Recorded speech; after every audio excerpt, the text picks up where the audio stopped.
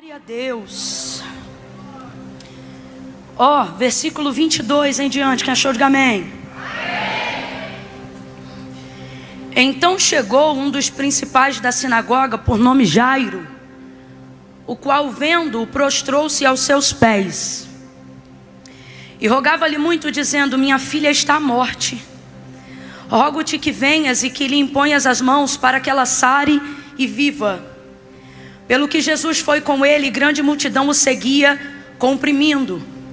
E certa mulher que havia 12 anos, que tinha uma hemorragia, e que já havia padecido muito à mão de vários médicos, e despendido tudo que tinha, sem contudo nada aproveitar, pelo contrário, indo a pior. Porém, ouvindo falar de Jesus, veio por detrás dele, por entre a multidão, e tocou na sua veste, porque dizia ela consigo mesmo: se tão somente eu tocar na orla das suas vestes, sararei. E imediatamente se lhe estancou a hemorragia, e sentiu no corpo estar curada do seu flagelo. Jesus, conhecendo que de si mesmo saíra poder, voltou-se na multidão e perguntou: quem me tocou nas vestes? Responderam os discípulos: mestre, vês que a multidão te aperta e dizes: quem me tocou? Porém ele olhava em redor para ver a que isto fizera. Então a mulher, que sabia o que lhe tinha acontecido, temendo e tremendo, aproximou-se, prostrou-se diante dele. Ele declarou toda a verdade. E ele lhe disse: filha, a tua fé te salvou, vai em paz e ser curada deste teu mal. Estando ele ainda falando com ela, chegaram alguns da casa do principal da sinagoga. Qual é o nome dele, gente? Isso. E disseram a ele: tua filha está morta, para que incomodas o mestre? Porém, Jesus, tendo ouvido estas palavras, disse ao principal da sinagoga: não temas, crê somente. Diga amém por essa palavra.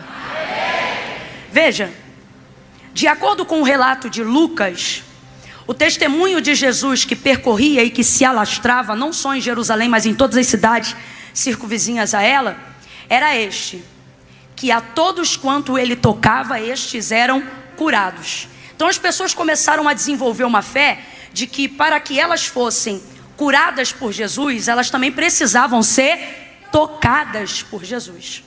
E era assim que essas pessoas começavam a desenvolver a sua fé. Por isso que nessa ocasião aqui, Jairo tem uma filha que está enferma. Completa para mim, a menina está? Isso, é uma enfermidade que aponta para uma morte, a coisa é grave. Tanto é que ele diz: rogo-te que venhas em minha casa, que imponhas as mãos sobre a minha filha, para que ela sare. Ou seja, ela ainda está enferma, mas ele diz para que sare e viva, porque ele reconhece que aquela enfermidade, se continuasse, levaria a menina à morte. Jairo vai abrir mão de absolutamente tudo que ele tinha, para poder possuir aquilo que só Jesus podia lhe dar. Jairo, na verdade, é a prova de que é possível renunciar por Cristo. Porque, na verdade, a renúncia por Cristo tem muito mais a ver com o que a gente vai ganhar do que com o que a gente tem que perder. A verdade é que há uma hipocrisia velada e uma falsa santidade que quer desenvolver em nós o entendimento de que é perder muito, e que por isso é tudo tão difícil. E quando você fica o tempo todo olhando e observando aquilo que você vai perder, a verdade é que você não tem força para renunciar, porque o ser humano não é atraído pela perda, ele é atraído pelo ganho. E isso não torna ele um oportunista, isso torna ele um ser de consciência chamado inteligente. Você não trabalha para perder, você trabalha para ganhar. Quando você acorda cedo, quando você vai fazer seus afazeres, as responsabilidades que você não assume pensando na perda, você assume pensando no ganho. Isso não faz de você uma pessoa imoral. Isso torna você uma pessoa consciente das suas responsabilidades e alguém que sabe o que precisa fazer, o que precisa perder e o que precisa se comprometer para saber aquilo que vai ganhar. Então preste muita atenção no que eu vou lhe dizer, sem falsa hipocrisia ou sem hipocrisia nenhuma. Você não perde o que tem que perder pensando no que tem que perder. Você só dá conta de renunciar o que tem que renunciar quando foca no que você vai ganhar. Qualquer outra palavra que queira produzir uma renúncia um puritanismo de que foi ótimo ter perdido o que eu perdi, não foi verdadeiro. E isso não faz de você uma pessoa oportunista. Isso faz de você uma pessoa intencional. E eu vou lhe falar abertamente.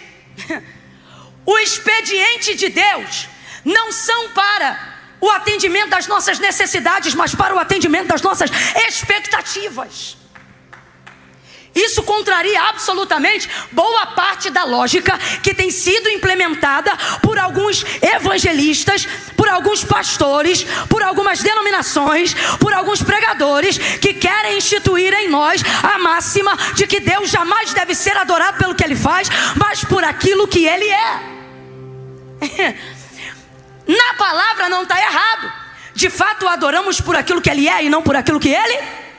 Mas a única maneira de saber quem Ele é observando as suas obras. Não se conhece a Deus se não se sabe o que Ele faz.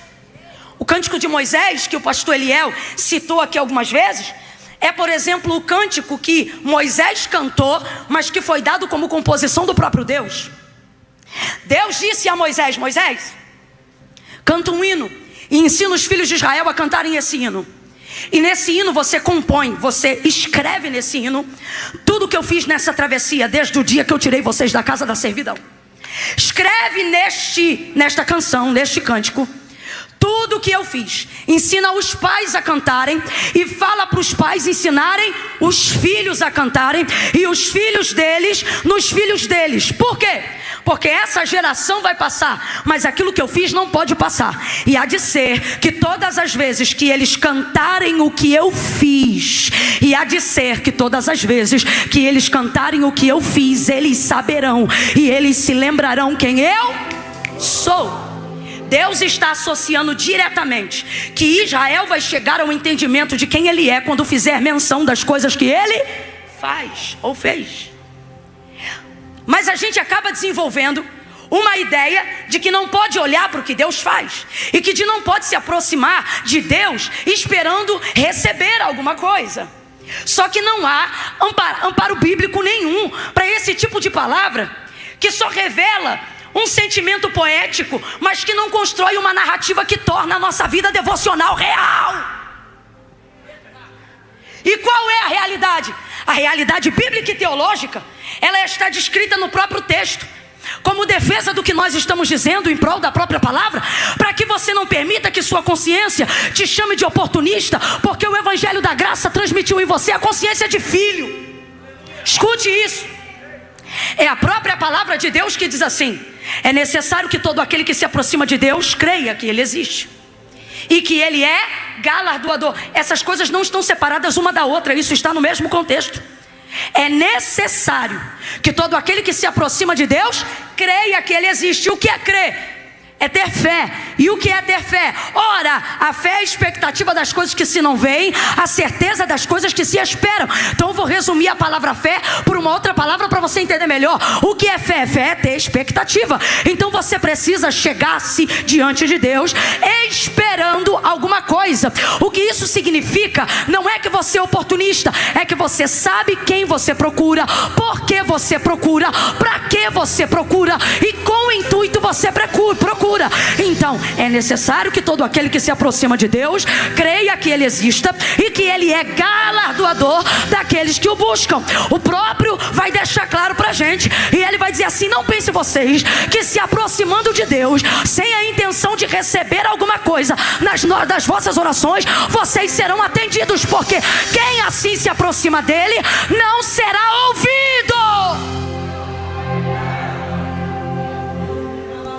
Olha para quem está do teu lado e diz assim: eu não sou interesseiro. Tá fraco, nem eu acreditei que você não é. Diga: eu não sou interesseiro, mas sou intencional. Você não foi chamado para andar por aí vagueando. Você foi chamado para entrar com ousadia no santo do santo, pelo novo e vivo caminho. Você precisa ampliar seu entendimento sobre isso. Esta palavra, ela confronta tanta crença velha que a gente tem medo de glorificar. Vê alguém mandando a gente ser intencional. Vê alguém mandando a gente chegar diante de Deus com um pedido na boca.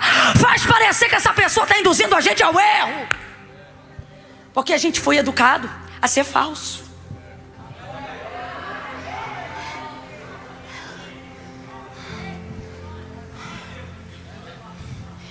Achamos que orações legítimas são as orações regadas de necessidade. Outro equívoco. O que Deus vai dizer na primeira pessoa pela boca do profeta Isaías? Porque desde a antiguidade com o ouvido não se percebeu. Ou seja, nem de longe não há ninguém que seja semelhante. Nada do que se tem ouvido de qualquer outra coisa ou pessoa nem se compara. Não há ruído, não há absolutamente nada para que se possa comparar. Então ele vai dizer, porque desde a antiguidade com o ouvido não se ouviu e nem com o olho se viu um Deus que trabalha. Veja isso. Um Deus que trabalha. Um Deus que por aqueles que precisam. Um Deus que trabalha por aqueles que nele. Só duas verdades para o texto e eu te explico o que Jairo está fazendo. Primeira, por que não diz desde sempre, se o texto aponta para Deus, e Deus não é desde antigamente, mas é desde antes da eternidade, haja vista que a eternidade é filha dele. Mas por que o texto não diz que ele trabalha desde eternamente, mas trabalha desde antigamente?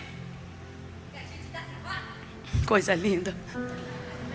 E ela está certa. Olha o que nós vamos ver no livro do Gênesis. Havendo Deus feito todas as coisas, capítulo 1, versículo 31, no sétimo dia ele descansou. Viu Deus que tudo quanto tinha feito era muito bom.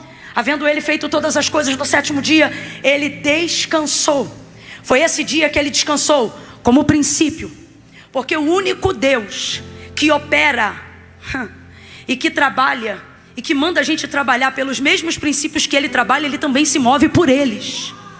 Não, você nunca vai conhecer nenhum outro Deus, nenhuma outra religião mais coerente do que Jeová.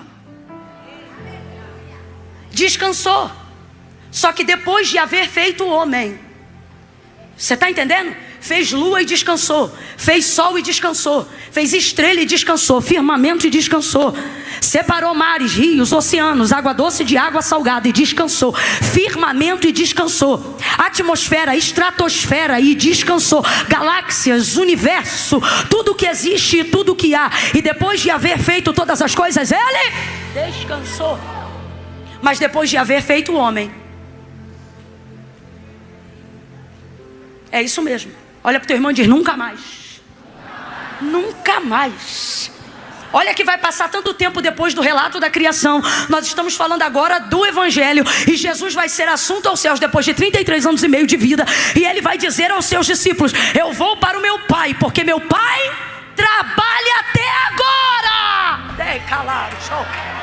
E eu também trabalho. Então o que o profeta Isaías está falando? Ou o que Deus está falando sobre si na boca do profeta Isaías? Eu não trabalho desde eternamente. Eu passei a desenvolver expediente de trabalho depois que eu fiz você. O salmista vai dizer no Salmo de número 8: pouco menor do que os anjos o fizeste, e de glória o vestiste e o coroaste. Isso aponta para o Messias, mas também aponta para a humanidade. O que Deus está dizendo é que o homem é o pináculo da sua criação. Camila, eu não me entendi. Deus está dizendo: o mundo sobrevive debaixo de palavra, mas para você eu dou meu expediente de trabalho. Para você eu crio plano, para você eu faço promessa, para você eu entrego novidade. Com você eu fico de manhã, de tarde e de noite. Você dorme, mas eu não durmo. Você descansa, mas eu não descanso. O expediente da minha vida é cuidar de você. Deus não é como aquele pai que botou o nome na tua certidão e foi-se embora, ou que te dá o valorzinho fechado da pensão, que às vezes não passa nem de um salário mínimo, e acha que a mãe tem que dar conta de comprar fralda, leite e tudo com aquele salário. Não. Expediente. Abra comigo a sua boca e diga: expediente. Puxa o X igual o carioca e diz: expediente. Expediente. Desde a antiguidade com o ouvido não se ouviu. Por quê? Porque não foi desde sempre, foi desde que você nasceu. Desde que a humanidade foi gerada, Deus desenvolveu um expediente de atendimento pessoal e personalizado. Sua mente também é confrontada nessa hora, Porque você foi educado, sobretudo dentro da cultura brasileira, a viver sobre a expectativa de ninguém que trabalhe por você. Então essa hora é difícil também receber isso, porque na sua mente você cresceu ouvindo: na casa do bom homem quem não trabalha não come. Você cresceu ouvindo alguém dizer: trabalha, mexa-se, faça, seja, tenha. Aí de repente entrega a vida para Cristo, cultura do reino de Deus, da graça. Aí você ouve Jesus dizendo: não cuideis de andar ansiosos por coisa alguma, preocupados pelo que comeremos, pelo que beberemos. Eu não quero vocês ansiosos pelo que vestiremos. Saibam que o vosso Pai, que está no céu de todas essas coisas, tem cuidado de vós. Há uma dificuldade muito grande para a gente aceitar isso, porque você foi educado paulatinamente e intrinsecamente a sua vida inteira para você receber do que você faz. Então hoje, debaixo da graça de Deus, você quer mérito até para receber o que é espiritual. Deus não vai me abençoar porque eu não jejuo o suficiente. Não pode me abençoar porque eu não oro o suficiente. Eu não posso ser tão abençoada por Deus porque eu não sou tão santa quanto eu deveria ser. Eu não estou em tanta verdade, em tanta devoção quanto eu deveria estar. Então de repente uma porta se abre e eu desconfio de entrar, porque como eu não tenho tido muita intimidade com Deus, eu não sei se eu devo passar por ela, se Deus está comigo nela. E aí você vai vivendo Cristo cercado de medo, porque você cresceu para mérito. Aí o Senhor vai dizer: desde a antiguidade com o ouvido não se percebeu, com o olho não se viu, um Deus que trabalha por aqueles que nele esperam. Por aqueles que nele esperam. Então preste atenção: a graça de Deus é para todos, sua salvação também, mas seu expediente. Ei. Não, quem está me ouvindo aí, reaja. Seu expediente é para quem espera nele. Seu expediente é para quem sabe o que deseja. Seu expediente é para quem tem orações. Seu expediente é para quem pede e espera Deus fazer o que a mão do homem não pode fazer. Seu expediente é para aquilo que o salário da tua carteira não paga. Seu expediente é para aquilo que o Rivotril não pode mais fazer por você. O expediente dele não passa pela terapia. O expediente dele não passa pelo teu dinheiro. Camila, eu não estou entendendo. Nenhuma dessas coisas é pecado, todas elas são uma bênção. Só que Deus está dizendo: terapia você faz por você, para você. Remédio você toma por você, para você. Trabalho você trabalha por você e para você. Expediente sou eu entrando onde você não entra. Expediente sou eu fazendo o que você não faz. Expediente sou eu comprando o que o teu salário não paga. Expediente sou eu salvando quem você não salva. Expediente meu é para quem espera em mim. Diga comigo: expectativa. Tá fraco? Diga expectativa. Vou diminuir a palavra, diga desejo. Abra a boca, diga desejo. É isso que ele está dizendo: meu expediente é para quem deseja. É para quem me pediu e quer ver a minha mão. É para quem não mete a mão aonde já me deu a minha mão para meter. Você está tão cansado, tanta alopécia, gastrite nervosa, e você diz: é demônio. E o Senhor está dizendo: é demônio não, é você. Tem muito tempo que você não me dá expediente, porque o expediente é só seu. Você que trabalha, você que entra, você que faz, você que comanda. Você que governa, você que paga, você que investe, você que lucra, você que compra, você que levanta, você que tem ideia. É você que dá estratégia. É você que é a coluna, você que é a viga, você que é o telhado. É por isso que tu não dorme mais direito, não come mais direito, não espera mais direito, não descansa mais direito. Quando tu não era nada, quando tu era um vermezinho, quando tu não era coisa nenhuma, tu dobrava o joelhinho e dizia: Pai, se o Senhor não entrar, tu sabe que eu sou pequeno e não entro. Aí eu comecei a entrar, comecei a te abençoar. De funcionário eu te fiz sócio, de sócio eu te coloquei de CEO, de CEO eu te mandei abrir capital. Agora tu está arrebentando a boca do balão. E aí você pensa: sou poderoso. E Deus está dizendo: não é, porque você não suporta o auge. Você tem gastrite nervosa, você tem alopécia, você tem insônia, e você você diz é diabo, e o Senhor está dizendo: não é diabo, é você que nunca mais me deixou trabalhar. Você agora só espera de você. Você não consegue largar o celular 24 horas. Se você tirar 30 dias de férias, a sua empresa cai. De canto, o Senhor está dizendo: você está cansado porque não tem mais meu expediente. Vamos falar a verdade? De um tempo para cá o expediente é só seu. É você. Não, porque Deus, isso, sua conversa virou essa aqui, ó. Não, porque Deus ajuda, mas quem trabalha tem que se envolver, tem que entrar. E tem que. Se hoje Deus chegar para você e falar: aquietai-vos, você passa mal. Aquietai-vos, você sabe. Se Deus chegar para você em dezembro agora, final de mês, época que você tem que acertar tudo que é imposto, tudo que é 13º. E se Deus disser para você: aquietai-vos e saber que eu sou Deus. Há 10 anos atrás isso era palavra de vitória. Hoje isso vai te dar uma angústia danada. Você vai entrar nisso aqui, ó. Primeira coisa, crise de ansiedade. Você vai dizer: tá todo mundo fazendo alguma coisa, tem que fazer alguma coisa também, senão eu vou ficar para trás, ninguém vai lembrar de mim. Eu tenho que ir para cima, eu tenho que, eu vou, hein? E o Senhor está dizendo: e se eu te disser que esse mês tudo que você tem para fazer é não fazer nada? E se hoje, diz o Senhor a alguém, eu vier num tete a tete com você para te dizer: para ver minha mão? Deus está dizendo assim para alguém hoje aqui: quando você não podia nada, eu era o seu tudo. Agora que você pode tudo, você não me espera mais para nada. Porque a sua cabeça desenvolveu a ideia: se eu não fizer, quem vai fazer? E Deus está dizendo assim: faz um teste então só esse mês e vê o que eu faço quando você não faz nada. Deus está dizendo: porventura agora então tu aprendeu a trabalhar melhor que eu? Deus está dizendo: você não trabalha que nem eu. Passou um pouquinho da hora, tu já sente sono. Ele está dizendo: eu não sinto, não tenho pálpebra. João disse que viu e seus olhos eram como chama de...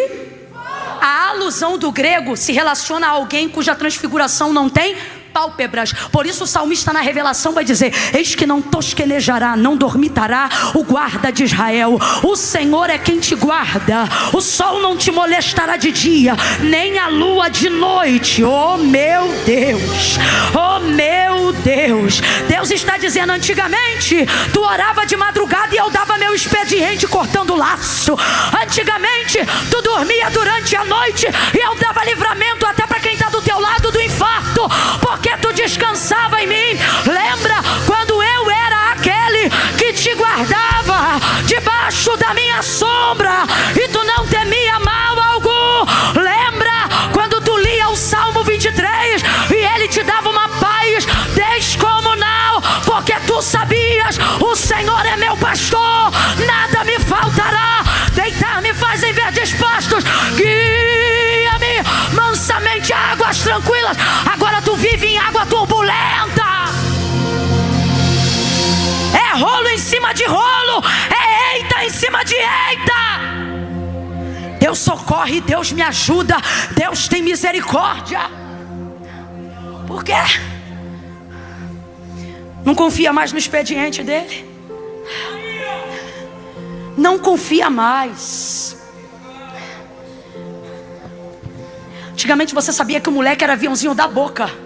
Tu dobrava o joelho e ia dormir, porque era certeza de que Deus ia guardar ele. Não por ele, porque ele era um vacilão, mas porque ele tinha uma mãe que sabia descansar em quem não dorme. Então veja, orações não deixam de ser legítimas só porque falam de desejos e aspirações. Pelo contrário, as orações mais legítimas e os atendimentos mais prioritários de Deus são para as pessoas intencionais. Eu vou falar rasgado que todo mundo vai entender. Deus dá expediente de mais de 24 horas todos os dias, de eternidade em eternidade, para quem Ele tiver que dar. Mas Ele não vai dar nem 5 minutos para quem não sabe o que esperar. Então Deus está dizendo: eu não estou te ensinando a ser interesseiro, mas está na hora de você entender que precisa ser intencional.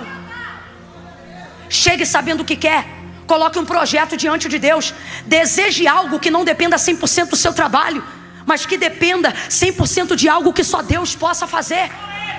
Deus está dizendo: nunca mais a gente falou de coisa grande, e de sonho você não fala mais comigo, porque você só vai aonde a tua mão alcança. E é por isso que a vida tem sido tão difícil. Deus está dizendo: eu não te chamei para ser o dono, te chamei para ser meu sócio. Veja isso.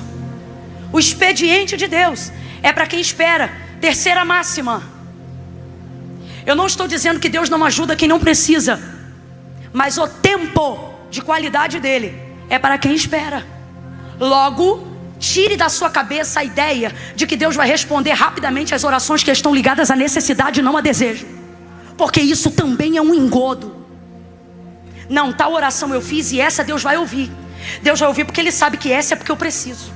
Deus vai ouvir porque Ele sabe que essa, se estiver ligado a uma necessidade, se estiver ligado a uma cura, você acha que Deus tem obrigação não só de ouvir, como responder rapidamente, porque você acha que a mão de Deus é posta para trabalho de operário.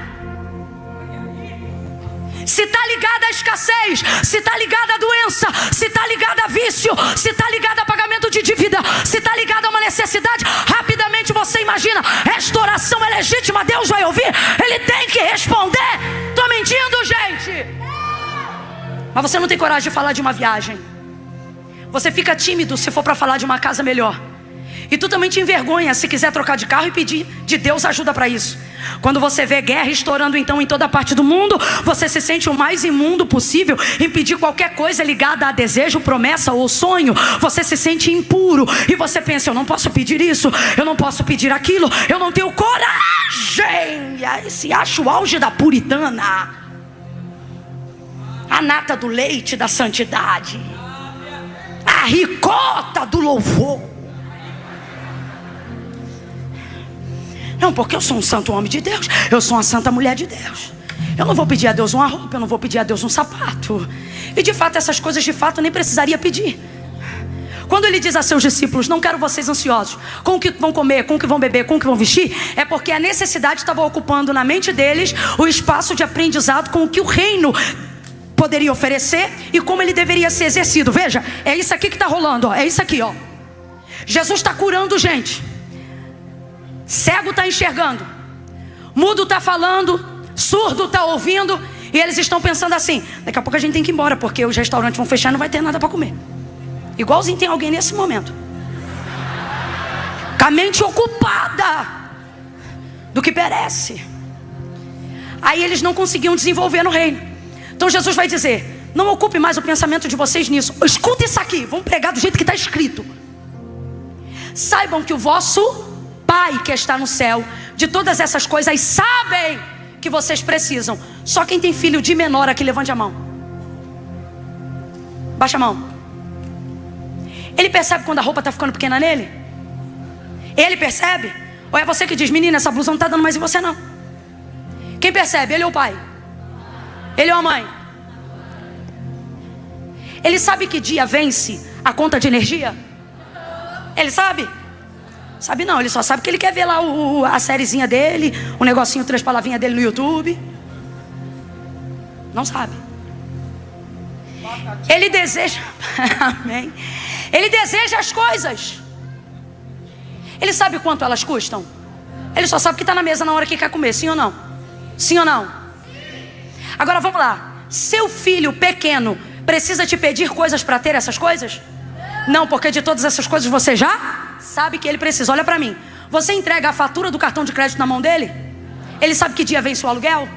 Ele não sabe dessas coisas, porque tudo isso já está sobre o encargo do Pai. Haja vista que não é responsabilidade do... Agora olha o que Jesus está dizendo. Saibam que de todas essas coisas, escuta isso, o vosso Pai que está no céu já sabe. O que Jesus está falando rasgado aqui, gente? Não vamos florear. O que Jesus está falando aqui? Parem de ocupar a mente de vocês pedindo para o Pai aquilo que sem pedir. Não. Eu vou falar, olha o que Jesus está dizendo. Ih, pegou, hein? Eu vou falar. Olha o que ele está dizendo. Se vocês não gastassem tempo pedindo isto, receberiam assim mesmo. E todas as pessoas do mundo são assim, Camila? Não. Só aquelas que receberam com o Filho o direito de também serem feitas filhas. Porque o que Jesus está dizendo é: saibam que o vosso Deus, não. Saibam que o vosso Senhor, não. Olha o que ele diz. Saibam que o vosso... Abra a boquinha santa. Saibam que o vosso... Então o que ele está dizendo? Quando você alcança o entendimento de filho, você não precisa ocupar tua mente só com escassez e necessidade. O pai vai corresponder o que o filho precisa, até sem pedir, se estiver ligado à área da necessidade. Agora é do dever do filho fazer os pedidos ousados que só Deus pode responder. Mas sua mente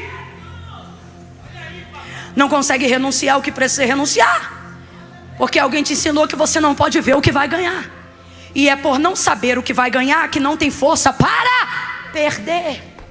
Se santificar, desenvolver disciplina espiritual. Você quer ver? Você é péssimo de devocional, mas é ótimo de campanha. Por quê? Porque quando somos movidos por necessidade, temos maior fluxo de oração. Porque fomos treinados a sermos movidos por necessidade. E quando nos tornamos espirituais, utilizamos o treinamento que nos ensinaram lá fora para uma cultura que não combina aqui dentro. Porque não conseguimos abrir a massa cinzenta, o lóbulo frontal, para deixar a palavra de Deus entrar do jeito que ela é escrita e não do jeito que os outros pregam. E entender que o que ele está dizendo é: filho, das suas necessidades eu cuido, mas dos seus desejos cuida você. Me mostra, me fala, conversa comigo. O que você quer? Aonde está o meu expediente? O expediente do nosso relacionamento. Jairo entendeu o que ia perder. Todos os arrobas ele ia perder. Todos os patrocinados ele ia perder. Tudo que vinha da sinagoga ele ia perder. O CNPJ dele ia quebrar. Convite de final de ano, aquele ano não ia ter. Jairo acabou-se. Jairo acabou-se. No dia que decidiu buscar Jesus para salvar a filha dele, Jairo acabou-se. Acabou-se. Só que ele viu o que ele ia ganhar: a vida da filha. E a vida vale mais do que qualquer outra coisa. E por que ele conseguiu perder e pôr a perder tudo o que ele tinha que perder? Porque ele focou no que ele ia ganhar. Jesus não veio te trazer hoje uma palavra bonita, mas um método eficaz. E o que ele está dizendo é: tu vais dar conta de renunciar tudo que o evangelho te pede para renunciar, quando parar de ser falso puritano e ser um verdadeiro intencional, dizendo: vou renunciar aqui porque eu sei o que eu vou ganhar ali. Eu sei o que Deus tem para mim ali. Eu sei o que Deus tem para mim. Deus tem comunhão para mim. Deus tem vida eterna para mim. Deus tem cura para mim. Deus tem amigos sinceros para mim. Deus tem alianças provadas no fogo para mim. Não, eu tenho que largar tudo e eu não sei o que Ele vai ter. E é por isso que você não consegue largar nada. Olha o que o texto diz: que quando ele viu que ia perder a filha, foi buscar Jesus. Olha isso. E vendo, prostrou-se aos seus pés. Prostrou-se aos seus? Prostrou-se aos seus? Agora vem comigo, olha a oração. Rogo-te que entres em minha casa e que imponhas as mãos sobre a minha filha. Então vamos ser honestos. Ele foi lá e se prostrou aos pés, mas foi pedir o quê? As mãos. Isso é ser intencional, sim ou não? Agora por quê? Que ele se prostra aos pés em adoração, mas pede as mãos?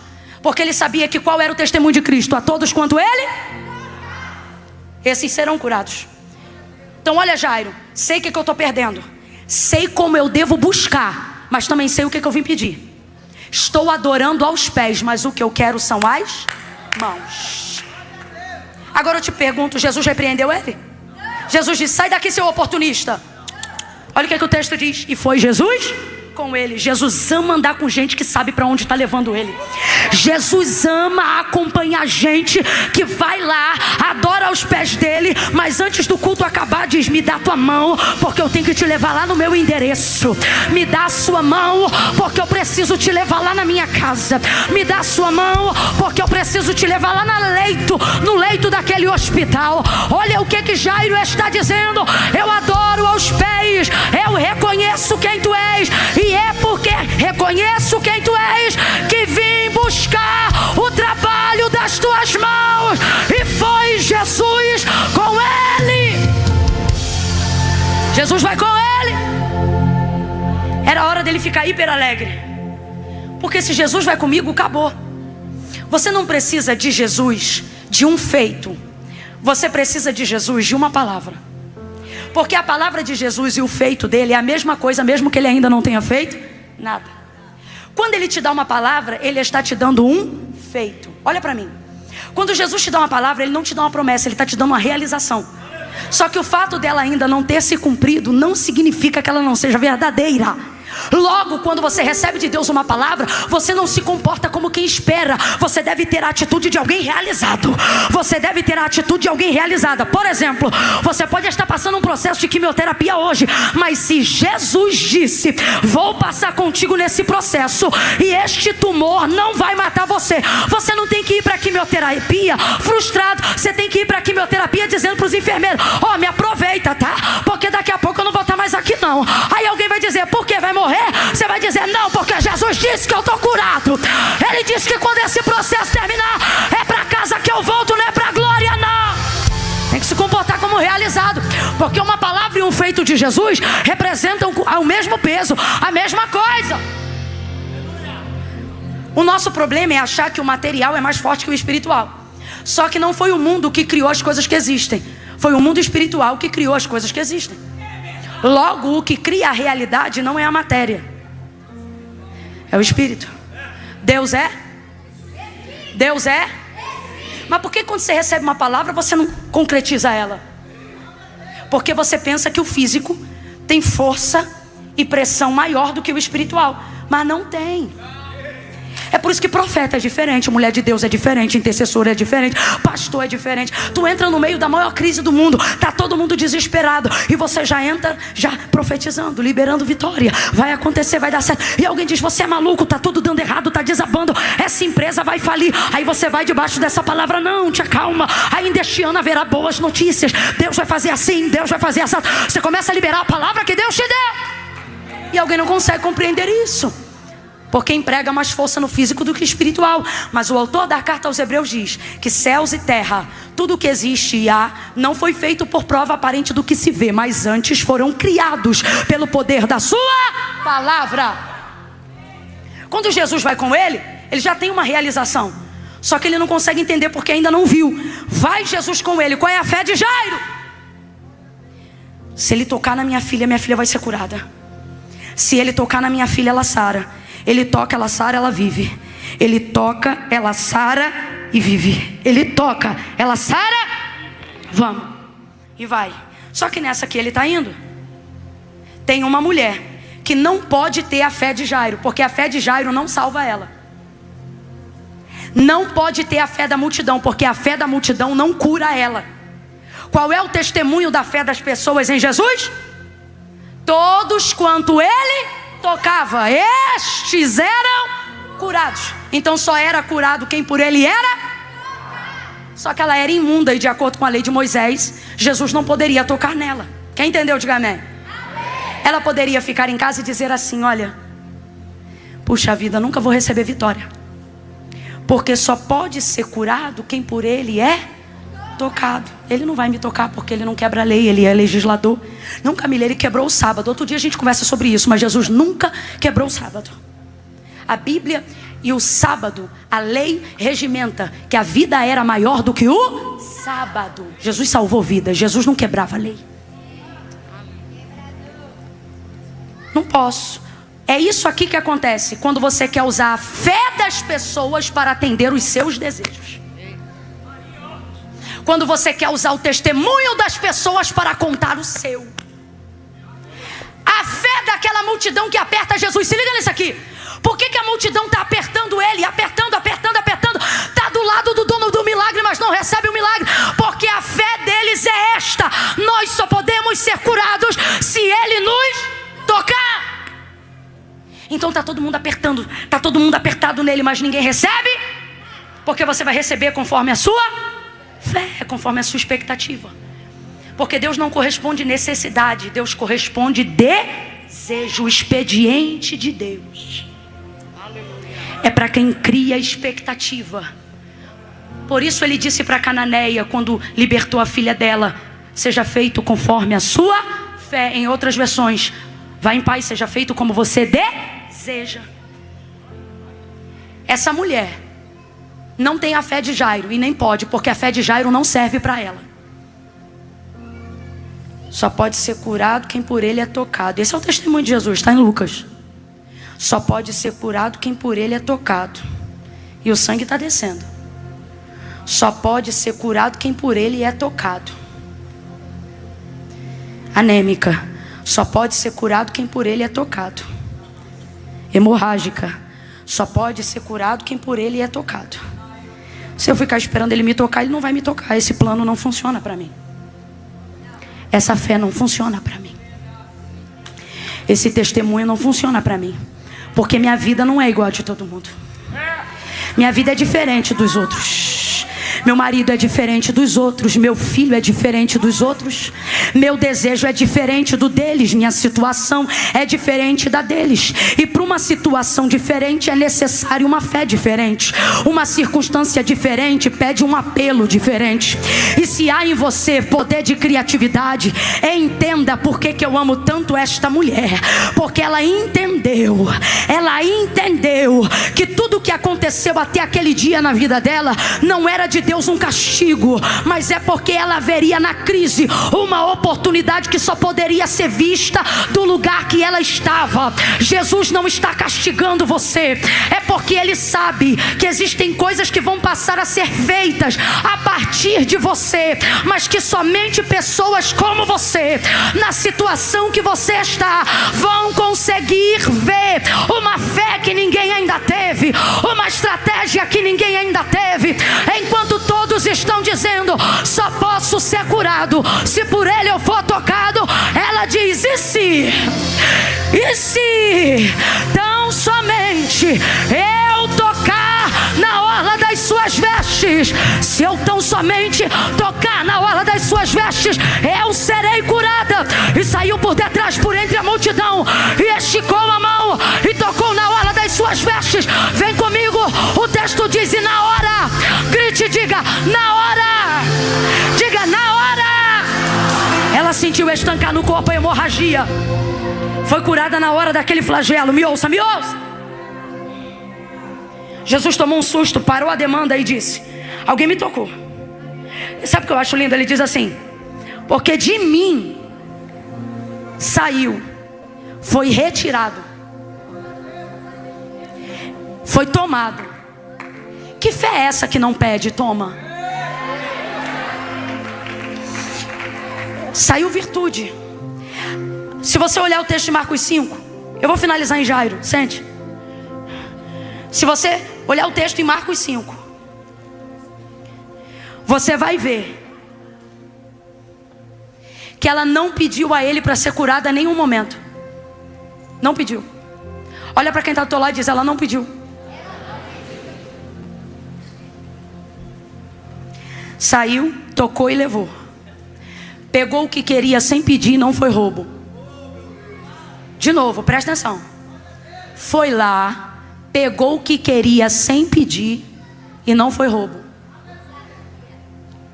Ela saiu, pegou o que queria sem pedir e não foi roubo. Se Jesus não vira para trás e diz: quem me tocou, ela não dava tchau. Ela não dava obrigado. Irmão, catuca 2 e diz: que fé é essa? Fala assim pro teu irmão: que fé é essa que não agenda o milagre? A fé de Jairo precisou agendar. Preciso que entres em minha casa, que toque na minha... Ok? É a fé dele, amém, Deus vai fazer. Só que olha a dela. Foi lá, pegou, levou, tomou, um assalto. Praticamente um assalto da virtude. Gente, o que houve? Jesus fui tomado. Tremendo, fui eu, Senhor. Filha, curou de novo. Filha, tua fé te salvou. Vai em paz. Olha isso aqui, presta atenção. Se fé tem tamanho, o milagre também tem.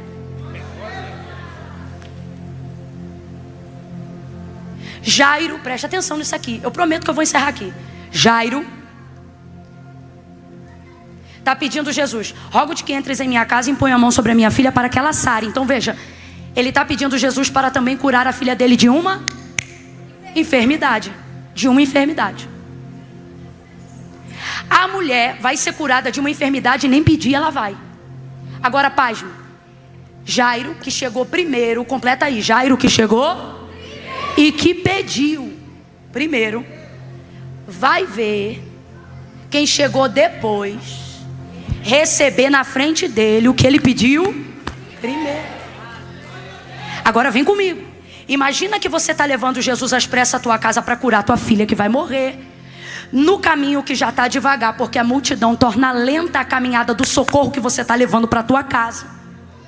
Então, como se já não bastasse a aflição de estar fazendo esse caminho, e o homem desesperado que a menina está morrendo, e Jesus vai indo devagar para piorar, ele para.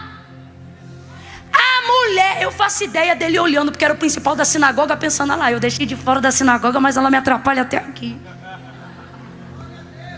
Tá ela lá, curada. Quando ela está curada, que o que já era ruim para Jairo por estar devagar, para de vez.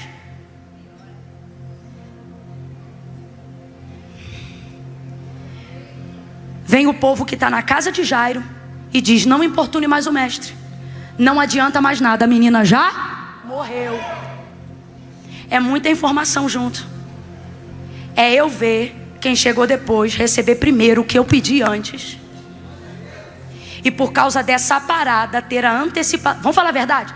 Se você tivesse levando Jesus para a tua casa e fosse interrompido por uma situação dessa, você seria tentado, sim ou não, a pensar assim: se não tivesse parado, tinha dado tempo. Sim ou não? Fala a verdade. Seria tentado, seria. Jesus parou. Aí vem a notícia. Por quê? Porque o sistema e as notícias do mundo não vão cooperar com o que você deseja. Quando a mulher para Jesus, as notícias vêm da casa de Jairo: não importune mais o mestre, a menina já morreu. Jairo fica quietinho. Só que Jesus ouve o que falaram para ele. Presta atenção nisso aqui. Aí Jesus vai responder Jairo. Jesus não vai responder quem trouxe as notícias. Jesus não vai dar expediente para quem traz notícia. O expediente de Jesus é para quem tem expectativa. O expediente de Jesus é para quem está buscando. Vou falar rasgado. Para de gastar tempo na tua oração dizendo: Jesus, fala com eles.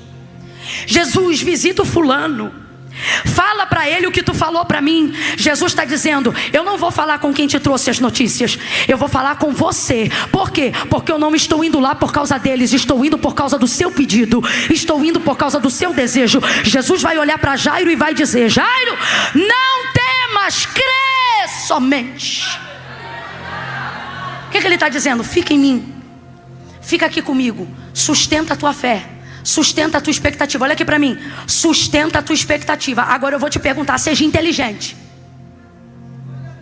A fé de Jairo era para curar um enfermo ou para ressuscitar um morto? Vamos lá? A fé de Jairo era para uma enfermidade ou era para uma morte?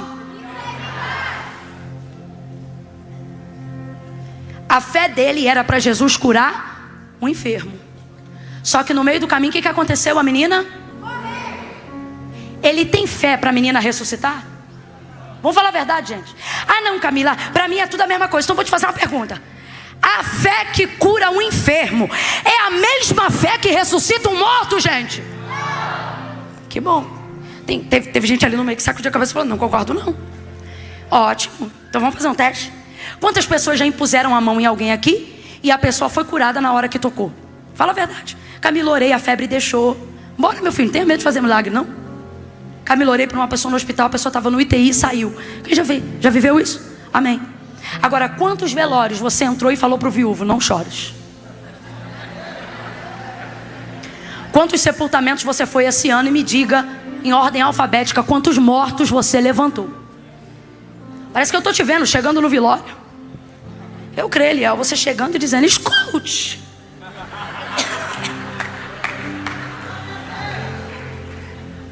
Então veja, a fé que cura um enfermo é a mesma que ressuscita um morto? Mas a fé que ressuscita um morto cura um enfermo? Sim, porque é uma fé maior. Camila, fé tem tamanho? Tem. Jesus disse, vocês, no dia que o barco foi açoitado pelas ondas e ele estava dormindo e foram acordá-lo, ele disse, vocês são homens de pequena fé. Mas se vocês tivessem a fé do tamanho de um grão de mostarda, vocês diriam uma montanha, precipita-te ao mar, e ela obedeceria. O que ele está dizendo? A fé de vocês precisa ser significativa. Se fé tem tamanho, o milagre também? Com inteligência, sem emocional. A fé dele funcionaria naquela hora se Jesus só agisse pela fé dele? A fé dele estava pronta para ressuscitar a filha dele? Só que a fé dele foi o suficiente para chamar quem ressuscita. Então por que Jesus não foi correndo e ressuscitou logo? Duas verdades. Primeira, e isso se aplica a mim e a você. Jesus não fez o que você pediu para ele fazer ainda, por mais que ele já tenha te dado a palavra de que ele fará. Não é porque ele não quer fazer, mas é porque sua fé ainda não está pronta. Segundo, sabe como ele vai usar para aprontar a tua fé? Pasme, fazendo você ver outras pessoas receberem na sua frente o que você pediu primeiro. Não precisa aplaudir não, eu também não aplaudiria. Dá um desânimo nessa hora. Você disse, você está pregando aí até agora para dizer que Jesus vai fazer as pessoas que vieram depois receberem primeiro o que eu pedi para ele antes? Sim. Porque Jesus tem aqui duas opções para Jairo. Primeira, ou você pode murmurar e falar, desgraçada, se não tivesse travado ele, minha filha estava viva. Ou ele pode entender que pela primeira vez ele está vendo alguém receber um milagre de um jeito totalmente diferente do que ele sabia que Jesus era capaz de fazer. Qual era a fé de Jairo? Só pode receber milagre quem por ele é tocado. Agora vem uma mulher que toca na orla das vestes e é curada na hora. O que ele está vendo? Ele é bem mais poderoso do que eu pensava. Ele é bem maior do que eu imaginava. Ele tem bem mais poder e age de maneiras diferentes. Então a sua fé poderia ser edificada. Camila, eu ainda não entendi. Vai entender agora. O milagre do teu irmão acrescenta a tua fé. Jesus está te preparando para fazer na tua casa uma coisa maior do que a que você pediu. Sacode 2 ou 3 aí agora e diga, Jesus pode fazer na tua vida primeiro. Eu não vou ligar não. Abençoa alguém aí e diz, eu quero que ele te abençoe primeiro. Eu quero que ele te abençoe aí primeiro. De pé como estamos. Jairo, não temas, crê somente. O que ele está dizendo? Fica comigo, olha para mim. A fé que você tinha quando pediu para Jesus fazer lá atrás o que você queria que ele fizesse, a empresa que você queria, a salvação que você pediu, ela foi muito boa para buscar Jesus. Mas desde o dia que você conheceu Jesus, Jesus sabia que essa fé não era o suficiente para o que você estava pedindo. Por quê? Porque no caminho dele até lá, ele sabia que iriam acontecer coisas que iriam provar a sua fé. Quando você pede uma coisa para Jesus, você só se vê no caminho de ida pedindo, não se vê no caminho de volta recebendo. E é no caminho de volta que os paranauês acontecem. Como diz o carioca, é na volta que as paradas acontecem. É na volta que os outros ficam doentes. É na volta que você descobre enfermidade. É na volta que você descobre que a coisa ruim era pior do que você pensava. Que o amigo é inimigo. Que o colega é traidor. Que a situação se agigantou. E aí se Jesus te deixa naquela fé que tu foi buscar, tu é o primeiro a dizer, Jesus, precisa mais ir lá em casa não. Só que olha Jesus dizendo para Jairo, Jairo, fica comigo, olha para mim. que ele está dizendo? Junto, aqui ó, fica no que você pediu, fica no que você precisa, fica em mim. Ei, cala, Jesus está dizendo claramente a alguém aqui hoje: você é intencional, você fez um pedido, você desejou algo, você quis um sonho, você pediu uma empresa, você pediu um casamento, você pediu a salvação de um ente querido, mas no meio do que Deus está dizendo: você me pediu aquela faculdade e não essa que você está cozinhando em banho-maria porque a outra era mais cara. Jesus está dizendo: sustenta o que você me pediu, porque eu vou sustentar a fé que você não tem para fazer maior do que o que você me pediu. Diga-me agora, a cura da mulher do fluxo de sangue foi o máximo, sim ou não? Mas diga para mim a real, o que é maior para se contar? A cura de uma enfermidade ou a ressurreição de um morto? Isso é tão verdade que depois que Lázaro ressuscitou, procuravam matar ele, porque ele era um testemunho vivo, claro, do poder de Deus. Deus está dizendo: não desista, porque está vendo os outros receberem. Não desista, porque as coisas pioraram no caminho. Não desista. Por que não, Camila? Tudo isto está acontecendo porque você me pediu uma coisa, mas o que eu vou fazer é muito maior, infinitamente mais do que pedimos ou pensamos. Seu teto, olhe para mim, seu teto é o piso por onde Deus começa o trabalho. Olha para mim, seu teto é o piso por onde Deus começa o trabalho. Seu teto será a base por onde Deus vai começar o projeto dele. Ele está dizendo: a tua fé vem até onde dá, e eu levo o que você não tiver para acrescentar em cima do teu projeto. Foi o que ele fez com Jairo.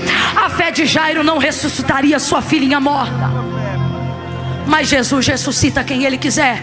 Então veja, a fé dele leva ele até Jesus, e Jesus leva a ressurreição para casa dele.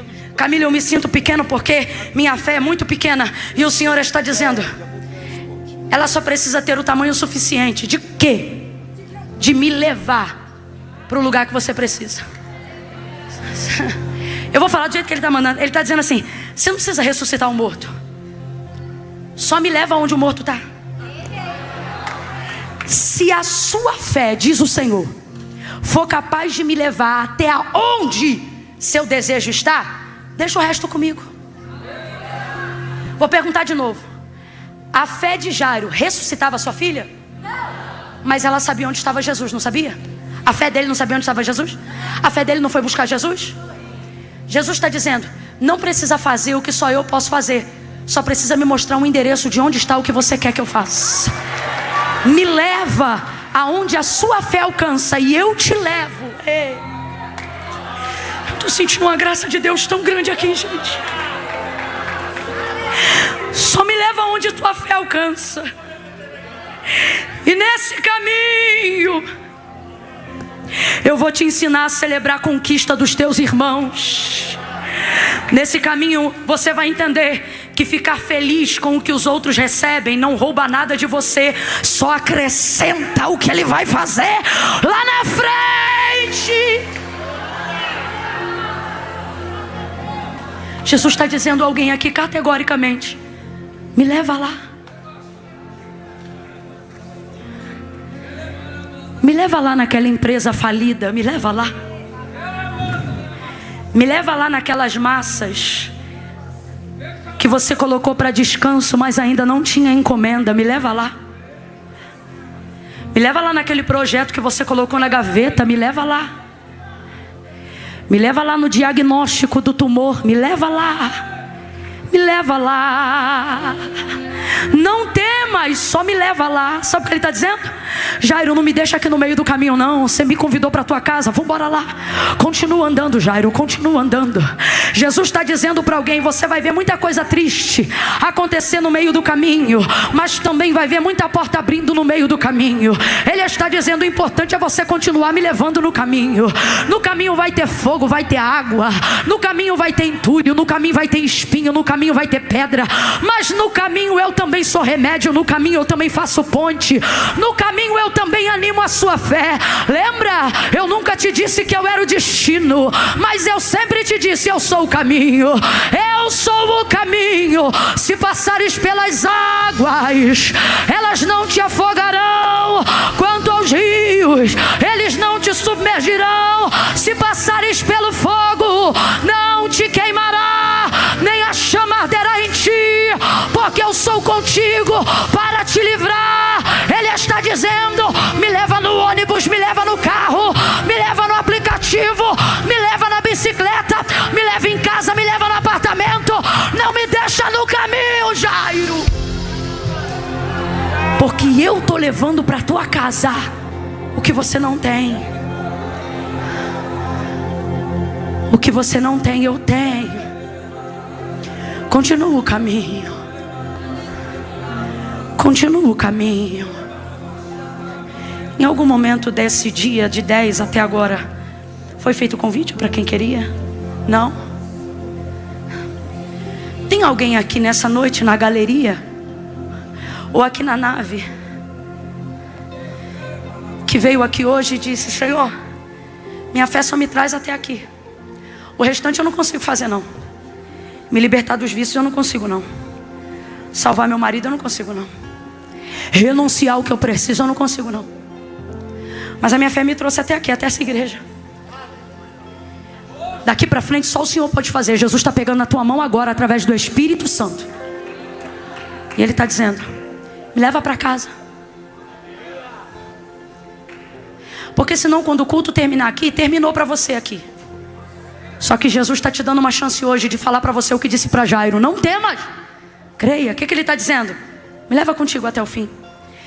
Se tiver alguém aqui na galeria ou no templo, ao vivo conosco agora, que se afastou porque o desânimo, as notícias foram ruins, e você pensou: minha fé não é o suficiente para continuar. E hoje, aqui nessa noite, o Espírito Santo de Deus está te dando uma chance de dizer: vamos continuar no caminho, porque o que eu vou fazer é maior do que o que você me pediu. Porque o que você não tem, eu tenho. Se tiver alguém aqui que está afastado dos caminhos do Senhor, que se distanciou e hoje quer reconciliar, porque entende que o que você tem não é o suficiente, mas o que Ele tem é poderoso para fazer. Camila, eu não quero mais confiar em mim, eu não quero só o meu expediente. Eu vou aí no altar, porque eu quero ver o que Deus faz quando a gente não pode fazer mais nada. Só quem está no limite e se afastou, se sente culpado longe de Deus, e hoje quer redenção, quer refazer a aliança. No 3 você vai tomar impulso e vai sair do teu lugar e vai vir aqui no altar. Só quem está afastado e precisa de reconciliação.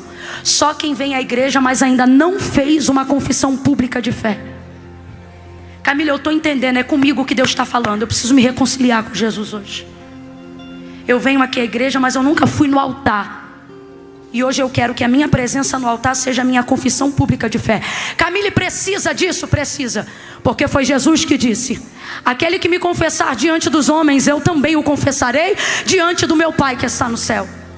Porém o que se envergonhar de mim ficará envergonhado diante dos homens, e do meu Pai e dos anjos que estão no céu. Eu conto 1. A pura fé vai orar por você agora. Comece a orar, igreja. 2. Todos de pé, todos de pé, todos de pé. 2,5. Camila, sou eu. Eu preciso do expediente de Deus. Eu quero me render hoje à vontade de Deus. Eu quero ir ao altar assim, porque eu sei o que eu vou ganhar. Sei o que vou perder, mas também sei o que vou ganhar. Eu quero de volta a paz que só a presença de Jesus me dá, a alegria que só o nome no livro da vida pode trazer. É 1, é 2. Se você estiver na galeria, já comece a se mexer para descer, se for para vir para o altar. 2,5. Se você está aqui na nave, Camila, eu reconheço como essas pessoas que sou eu. 3. Tira teu pé do chão agora e vem para o altar. Um pé na frente do outro. Tenha coragem. Isso. Venha chegando. Isso. Eu não quero ficar nem mais um dia distante dele. Diga para ele quanta saudade você sentia. Diga para ele o quanto você o deseja. Oh, aleluia. Estenda a sua mão em direção ao altar de Deus. Nós vamos orar agora. Quando eu terminar de orar, vou pedir todos os músicos para entrarem junto no mesmo louvor e no refrão. Porque é interessante, isso nunca me aconteceu. Mas enquanto nós vamos orar por eles aqui, o Senhor está dizendo: com eles eu estou refazendo aliança, fazendo uma nova aliança. Mas com os que estão no banco, eu estou resgatando a intimidade que a gente tinha. Gente que vai voltar a deixar Deus trabalhar. Tem gente aí no banco agora que ouviu toda a palavra, mas nunca foi tão confrontado como a parte do expediente. Deus está dizendo: o lugar das ameaças ganhou espaço em você, porque quando você vê que não consegue cobrir todas as áreas da sua vida, você esquece que eu estou cobrindo. Então agora você se sente ameaçado pelas brechas. Só que o Senhor está dizendo: lembra quando eu era muro de fogo ao teu redor? Lembra quando a nossa aliança cobria toda a sua casa? Porque você sabia que eu estava trabalhando. Então Deus está dizendo: com esses aqui do altar, eu estou refazendo aliança. Mas com os que estão no banco, diga para eles que é a hora da gente restaurar a nossa intimidade. É hora deles voltarem a esperar o meu expediente. Estenda a mão aqui, ore por eles primeiro, ore por eles primeiro. Comece a abençoar essas vidas. Pai, em nome de Jesus, nós te louvamos por cada uma dessas vidas decididas e rendidas no teu altar. Completa a boa obra que tu começaste hoje aqui, em nome de Jesus. Liberta, Senhor, perdoa os pecados, restaura as forças, levanta cada um aqui, Senhor. Eles não vão ficar caídos. Restaura, escreve o nome deles no livro da vida. Nós ministramos sobre eles agora alegria, alegria, alegria, alegria, alegria, alegria, alegria, alegria da salvação, Pai, em nome de Jesus. Novidade de vida, Senhor. Nós os abençoamos no teu nome. Recebe essas vidas na tua presença, em nome de Jesus.